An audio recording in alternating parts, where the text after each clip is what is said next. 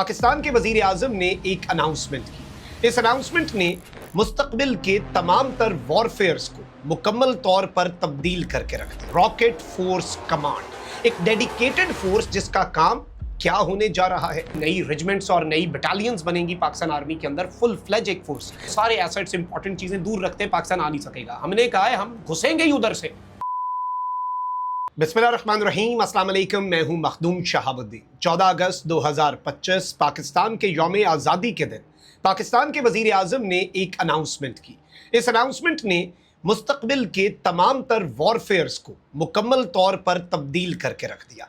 पाकिस्तान और भारत के दरमियान हालिया मई 2025 की जंग एक तरफ तो हालिया मॉडर्न ह्यूमन हिस्ट्री की सबसे बड़ी और इंटेंस फाइटर जेट्स की डॉग फाइट थी, और इस फाइटर जेट्स की डॉग फाइट में पाकिस्तान फ्लाइंग कलर्स के साथ पास हुआ, यानी 6-0। ये एक बड़ा कमाल का स्कोर है।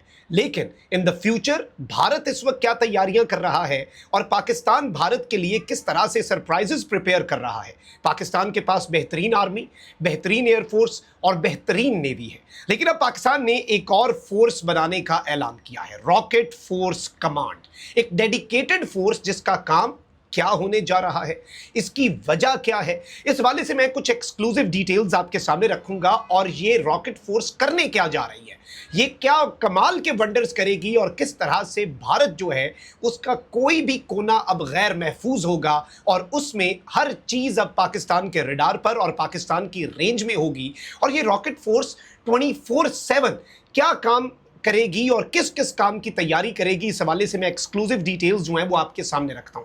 लेकिन पहले ज़रा समझते हैं कि आखिर इसकी ज़रूरत क्या पड़ी। नाज़रीन इकराम, मई की जो बॉर्डर के अंदर झड़पें हुई और जो एक जंग का माहौल बना ऑपरेशन सिंदूर के बाद, फिर मार्का हक में ऑपरेशन बुनियानुम मरसूस हुआ। आगाज़ इसका इस तरह से हुआ कि भारत की जो एयरफोर्स है, इंडियन एयरफोर्स, जो कि 2019 में अभिनंदन का तैयारा गिरने के बाद कहती थी कि हमें राफेल दे दो, हम तुन के रख देंगे, वो अपने राफेल लेकर आई और उसने पाकिस्तान की टेरिटरी के अंदर स्ट्राइक्स की। पाकिस्तान एयरफोर्स जो है उसने जो इनकमिंग स्ट्राइक पैकेज है उसे डिटेक्ट किया, फौरी तौर पर काउंटर ऑपरेशन जो है उसके साथ रिस्पॉन्ड किया और 6 भारत के एयरक्राफ्ट जो हैं वो पाकिस्तान ने गिरा दिए, जिनमें राफेल भी थे।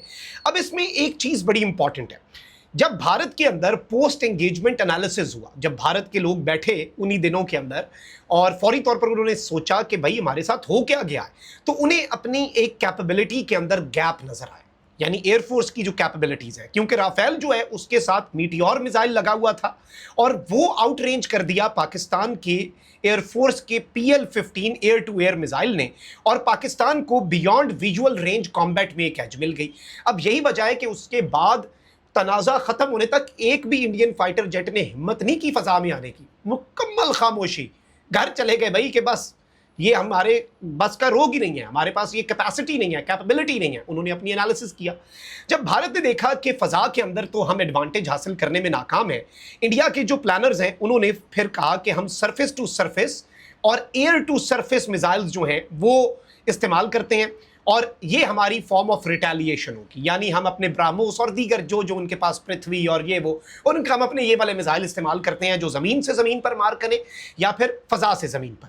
अब इसमें इंपॉर्टेंट चीज़ ये है नाज़रीन इकराम के पाकिस्तान के स्ट्रेटेजिक प्लानर्स जो बैठे हैं उन्होंने इस चीज़ का, फिर ऑब्वियसली वॉर के बाद आप एनालिसिस करते हैं, अल्लाह ताला की मदद और नुसरत तो शामिल हाल थी और हम जीते, लेकिन मेहनत तो करनी पड़ती है, अल्लाह मेहनत करने का अजर देता है। हमने मेहनत की, हमारी एयरफोर्स ने साल साइबर कमांड बनाई, सैटेलाइट के साथ इंटीग्रेट किया, किल चेन की कमांड बनाई, वॉक्स बनाए, तब जाके राफेल गिरे।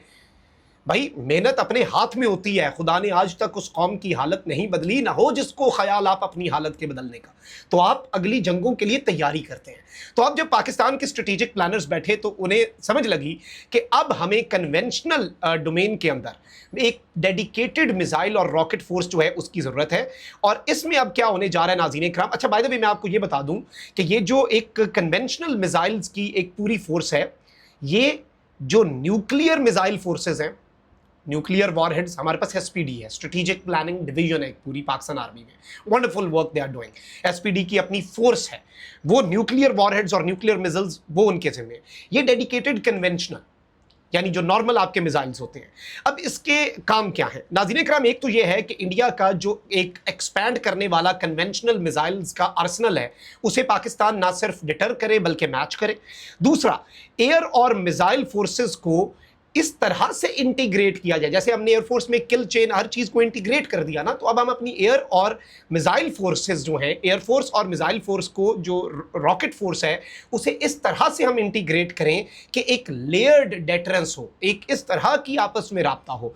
फिर इस सब के अंदर नाज़रीन कराम एक और इसका ऑब्जेक्टिव यह है कि कोई फ्यूचर कन्वेंशनल मिसाइल स्ट्राइक अगर पाकिस्तान पे की जाती है तो उसका प्रोपोर्शनल जो है वो मैसेज दिया जाए।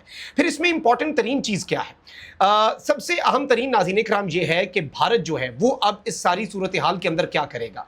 ये डॉक्ट्राइन जो है ना पाकिस्तान का, ये बड़ा इंपॉर्टेंट है, और पाकिस्तान का एक नया डॉक्ट्राइन है कि अगर हॉस्टिलिटी जो है वो एस्केलेट करती है इंडिया की तरफ से, पाकिस्तान अपनी एबिलिटी जो है उसे इंक्रीज करेगा to shoot back with precision, और हर तरह के थ्रेट्स को न्यूट्रलाइज करे, पाकिस्तान एस्केलेशन कंट्रोल को मैनेज करे, और स्ट्रेटेजिक स्टेबिलिटी जो इलाकाई इस्तेहकाम है और स्ट्रेटेजिक इस्तेहकाम है उसे भी पाकिस्तान मेंटेन करे, बड़े एक जिम्मेदार मुल्क की तरह। अब इसमें देखें पाकिस्तान के पास हर तरह के मिसाइल्स, हमने अभी फतह 4 जो है वो मिसाइल लॉन्च किया, जो हमने वो किया, अनवेल किया। अभी हमारे पास बहुत से कार्ड्स ऐसे भी हैं, लेकिन हमने अपनी तैयारी मुकम्मल करनी है, इस चीज़ को आपने समझना है।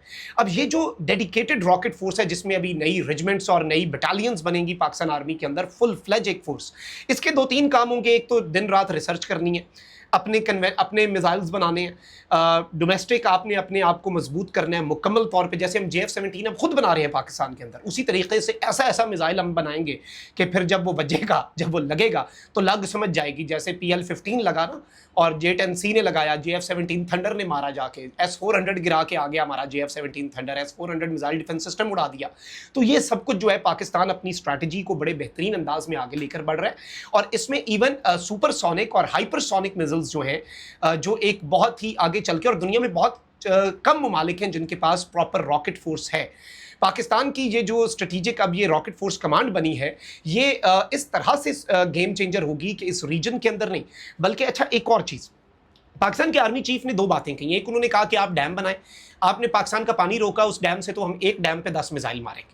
दूसरा, पाकिस्तान के आर्मी चीफ ने एक और बात की कि हम भारत को ईस्टर्न साइड, हमें पता है आपने अपने असास से ईस्टर्न साइड पे रखे हुए हैं, हम पहली स्ट्राइक ईस्टर्न साइड पे करेंगे। आपको लग रहा है हमारी रेंज नहीं है, होता है ना कि भारत बड़ा है ना, बड़ा, तो उसे लग रहा है कि पाकिस्तान की रेंज तक जो है वो हम अपने असासे नहीं रखते, अपने सारे एसेट्स इंपॉर्टेंट चीजें दूर रखते हैं, पाकिस्तान आ नहीं सकेगा। हमने कहा है हम घुसेंगे ही उधर से घुसते हुए, ईस्टर्न साइड से घुसते हुए वेस्टर्न साइड पे आएंगे।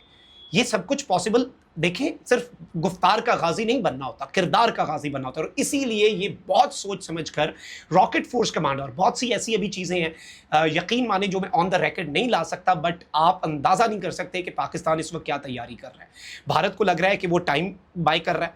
जो पाकिस्तान ने पिछले एग्जाम के अंदर मई 2025 में ऑपरेशन सिंदूर के दरमियान क्वेश्चन पेपर दिया था, भारत उसमें फेल हो गया। अब भारत उस क्वेश्चन पेपर का रट्टा लगा के अगली जंग में उतरेगा ना, तो हमने कौन सा वो क्वेश्चन पेपर देना है? हमने नया क्वेश्चन पेपर तैयार कर लिया है, हमने नया आगे से इम्तिहान उनके लिए तैयार करना है ना। हमने तो फिर पेपर फिक्सिंग ऐसे करनी है कि भारत उसमें भी फेल हो, अल्लाह की मदद, अल्लाह की नुसरत शामिल हाल हुई, और अल्लाह हमें मेहनत की तौफीक दे। तो ये जो चीज़ है, ये पाकिस्तान की डेटरेंस के लिए, पाकिस्तान के दिफा के लिए, और फिर ये याद रखिएगा, sometimes attack is the best form of defence. ये एक जुमला ज़हन में रखिएगा, और इसी में सब कुछ पिन्हा है कि ये हमने फोर्स क्यों बनाई। अल्लाह निगहबान, पाकिस्तान जिंदाबाद।